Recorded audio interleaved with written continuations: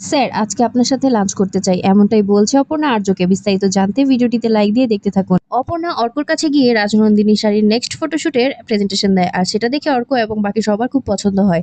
এরপর অপর্ণা নিজের ডেস্কে চলে আসে কাজ করার জন্য। আর সেখানে এসে বসে বসে ভাবতে থাকে, এত কিছু হয়ে যাচ্ছে, স্যার একবার দেখে যদি বলতেন সবকিছু ঠিক আছে তাহলে শান্তি পেতাম। স্যার কি একবার অফিসে আসবেন না? এরই মধ্যে অপর্ণাকে ফোন করে আর্য, আর আর্যর ফোন দেখে অপর্ণা মনে মনে ভাবতে থাকে, স্যারের কথা ভাবছিলাম আর স্যারের ফোন আছে, টেলিপ্যাথি বলেও কিছু আছে। তারপর ফোনটা রিসিভ করে নেয় অপর্ণা এবং বলতে থাকে, হ্যাঁ বলুন। আর্য তখন বলে, প্রেজেন্টেশন দেখলাম তোমার, খুব ভালো হয়েছে, ফটোশুটটা কবে করছো? অপর্ণা তখন বলে, আপনি যবে বলবেন। আর্য তখন বলে, "হ্যাঁ, কেন আমি কেন বলবো? তোমার প্রজেক্ট, অর্ক তোমাকে দায়িত্ব দিয়েছে, তুমি করবে।" অপর্ণা তখন বলে, আপনার কোনো সাজেশন নেই?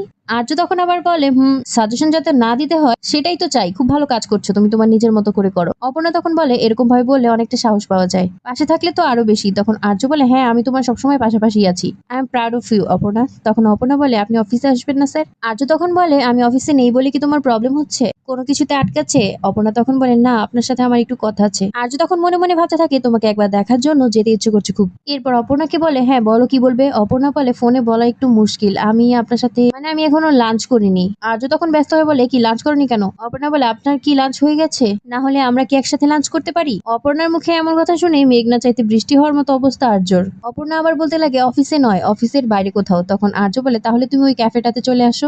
অপর্ণা তখন বলে, থ্যাংক ইউ স্যার, আসছি। পরবর্তী আপডেট পেতে ভিডিওটিতে লাইক দিয়ে আমার সাথেই থাকুন।